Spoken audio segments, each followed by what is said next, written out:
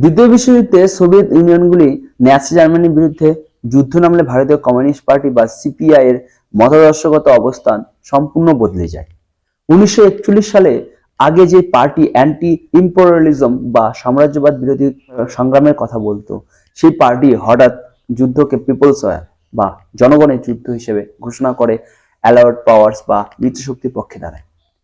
এই পরিবর্তনের ফলে 1942 সালে ব্রিটিশ কলোনিয়াল গভর্নমেন্ট বা ব্রিটিশ ঔপনিবেশিক সরকার কৌশলগত কারণে সিপিআই কে বৈধতা দেয়। ভাবতে পারছেন সিপিএম এর ব্রিটিশ টাইমে কি অবস্থা ছিল। সবচেয়ে গুরুত্বপূর্ণ বিষয় হলো সিপিআই তখন সশস্ত্র বিপ্লবী সংগ্রাম বা Congress led quit India movement বা কংগ্রেস নেতাধীন ভারত ছাড় আন্দোলনের বিরোধিতা করতে শুরু করে। তারা শ্রমিক ও কৃষকদের বোঝায় যে কলোনিয়াল ইন্ডিপেন্ডেন্স বা ঔপনিবেশিক স্বাধীনতার চেয়ে অ্যান্টি ফ্যাসিস্ট ওয়ার বা ফ্যাসিবাদ বিরোধী যুদ্ধ বেশি জরুরি। এই অবস্থান ভারতীয় স্বাধীনতা আন্দোলনের জন্য বড় ধাক্কা ছিল। খ্যাতনামা সাংবাদিক অরুণ শৌরি তার যুগান্তকারী বই দ্য অনলি ফাদারল্যান্ড এর গোপন ব্রিটিশ ইন্টেলিজেন্স ফাইলস ও সিপিআই এর অভ্যন্তরীণ দলিল থেকে চাঞ্চল্যকর তথ্য উপস্থাপন করেছেন। তার গবেষণায় স্পষ্ট হয় যে ব্রিটিশ অথরিটি অব ব্রিটিশ কর্তৃপক্ষ ও সিপিআই নেতাদের মধ্যে গোপন ডিল হয়েছিল। এই ডিল বা চুক্তির শর্ত ছিল সোজা পার্টির বন্দী নেতারা জেল থেকে মুক্তি এবং লিগাল রিকগনিশন বা আইনি স্বীকৃতি পাবে। বিনিময়ে তারা ভারতের ইন্ডিপেন্ডেন্স স্ট্রাগল বা স্বাধীনতা সংগ্রামকে সক্রিয়ভাবে দুর্বল করবে। শৌরি ব্রিটিশ ইন্টেলিজেন্স ব্যুরো ডিসক্লিফাইড ফাইলস বা গোপনীয়তা মুক্ত নথি, কমিউনার্স কেবল বার্তা এবং সিপিআই পলিট ব্যুরোর মিটিংস থেকে এই দাবি প্রমাণ করেন। একটি ফাইলে ব্রিটিশ কর্মকর্তার সরাসরি স্বীকারোক্তি রয়েছে, যদি আমরা তাদের লোকেদের ছেড়ে দিই তারা বিদ্রোহ দমন করতে আমাদের সাহায্য করতে রাজি। সিপিআই পরিকল্পিতভাবে বাংলার রেভলিউশনারি মুভমেন্ট বা বিপ্লবী আন্দোলনকে ধ্বংস করে। তারা অনুশীলনী সমিতি ও যুগান্তরের মতো আর্মড রেভলিউশনারি অর্গানাইজেশন বা সশস্ত্র বিপ্লবী সংগঠনের ইনফিল্ট্রেশন বা অনুপ্রবেশ করে এবং ভিতর থেকে সেগুলিকে দুর্বল করে দেয়। তরুণ ন্যাশনালিস্ট বা জাতীয়তাবাদীদের তারা নিজেদের দলে টেনে নেয় এবং তাদের শক্তিকে অ্যান্টি ব্রিটিশ আর্ম স্ট্রাগল থেকে সরিয়ে ক্লাস বেসড অর্গানাইজেশন বা শ্রেণীভিত্তিক সংগঠনের দিকে ঘুরিয়ে দেয়। শৌরি একটি ইন্টারেস্টিং অবজারভেশন করেছেন। সিপিআইতে যোগদানের পর একজনও উল্লেখযোগ্য রেভলিউশনারি ব্রিটিশদের বিরুদ্ধে লড়াই চালিয়ে যায়নি। এর কারণ পার্টির ইন্টারন্যাশনালিস্ট আইডিওলজি বা আন্তর্জাতিকবাদী মতবাদ ন্যাশনালিজম বা জাতীয়বাদকে বুর্জোয়া ইলিউশন বা বুর্জোয়া বিভ্রম মনে করত। এইভাবে ব্রিটিশরা বড় পুলিশ ক্র্যাকডাউন ছাড়া আর্ম রেভলিউশন বা সশস্ত্র বিপ্লবকে নষ্ট করে দিতে সক্ষম হয়। সম্ভবত ইনসার্জেন্ট বা বিদ্রোহীরা নিজেরাই ব্রিটিশ ফ্রেন্ডলি লেবার অর্গানাইজেশনে পরিণত হয়। 1942 সালের জুলাই মাসে কংগ্রেস লিডার জেলে থাকা অবস্থায় ব্রিটিশরা সিপিআই এর উপর প্যান তুলে নেয়। এরপর পার্টি ম্যাসিভ প্রোপাগান্ডা বা ব্যাপক প্রচার চালায় যা ন্যাশনালিস্ট মুভমেন্ট বা জাতীয়তাবাদী আন্দোলনকে ভেঙে দেয়। সিপিআই লিডার পিসি যোশী সরাসরি কুইট ইন্ডিয়া আনার্কি দমন করার চেষ্টা করে।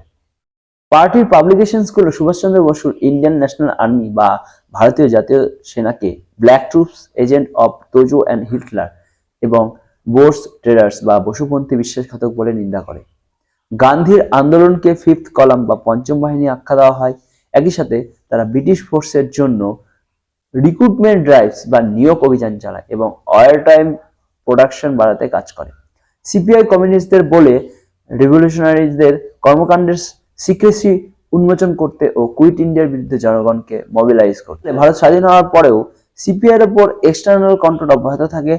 Communist party of great Britain Soviet communist লাইনের ইন্টারমিডিয়েটারি বা দালাল হিসেবে কাজ করে। 1950-এর দশকের মাঝামাঝি পর্যন্ত ভারতীয় বংশোদ্ভূত সিপিজিপি স্ট্র্যাটেজিস্ট রজনী পামডাটের মতো ব্যক্তিরা সিপিআই স্ট্র্যাটেজি নির্দেশ করে এবং অ্যান্টি ন্যাশনালিস্ট মুভমেন্ট উৎসাহিত করে, যা ইম্পেরিয়ালিস্ট ডিভাইসড অ্যান্ড রুল পলিসি প্রতিধ্বনি করে। শুধুমাত্র 1956 সালে সোভিয়েত হাঙ্গেরিয়ান ইন্টারকনভেনশন এবং কমিনফর্ম এক্সপালশন এর পর এই এক্সটার্নাল কন্ট্রোল কিছুটা কম। এটি প্রমাণ করে কিভাবে ব্রিটিশ কানেক্টেড ইন্টারন্যাশনাল নেটওয়ার্কস ভারতীয় সভারেন্টি বা সার্বভৌমত্বের উপর ফরেন এজেন্ডার সিপিআই এর সাবসার্ভিয়েন্স বা দাসত্ব দীর্ঘায়িত করেছিল। সিপিআই এর ভূমিকা ব্রিটিশদের জন্য অত্যন্ত লাভজনক ছিল। ইন্ডিপেন্ডেন্স মুভমেন্ট দুর্বল হয়, কুইট ইন্ডিয়ার মুভমেন্ট কমে ও আর্ম রেজিস্ট্যান্স কার্যকর হয়ে পড়ে। ব্রিটিশ ইন্টেলিজেন্স পার্টির সীমিত কিন্তু স্ট্র্যাটেজিক্যাল টাইমস এর সাপোর্টকে খুবই গুরুত্বপূর্ণ মনে করত।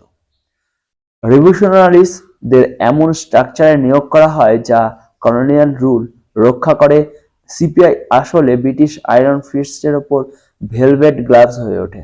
এটি ইমিডিয়েট স্বরাজ বা তাৎক্ষণিক স্বরাজ কিংবা ইউনিফাইড পোস্ট ওয়্যার চ্যালেঞ্জ কোনোটাই ত্বরান্বিত হতে দেয়নি। আরুণ শৌরির আর্কাইভ বেস রিসার্চ প্রমাণ করে যে সিপিআই এর এই ভূমিকা নিছক কোইন্সিডেন্স ছিল না, এটি ছিল ডেলিভারেট প্যাক্ট বা সুচিন্তিত চুক্তি এবং ক্যালকুলেটেড এক্সপ্লয়টেশন বা পরিকল্পিত শোষণ। Secret documents, British intelligence report এবং পার্টির ইন্টারনাল রেকর্ড সব মিলে একটা স্পষ্ট চিত্র তৈরি করে যেখানে ভারতের ফ্রিডম স্ট্রাগলকে দুর্বল করার জন্য কমিউনিস্টরা ব্রিটিশ ইন্টারেস্টেড এর ওপর চাকরিগিরি করেছে। এই ভিডিওতে আমি 29টি ডিক্লাসিফাইড নথি যুক্ত করছি এবং তার সাথে যদি আপনারা এগুলো দেখতে চান তাহলে আমার যে হোয়াটসঅ্যাপ চ্যানেল রয়েছে সেটাতেও আমি আপলোড করে রাখবো, আপনারা সেখানে লিংক ডিসক্রিপশনে থাকবে, সেখানে গিয়ে দেখতে পারবেন।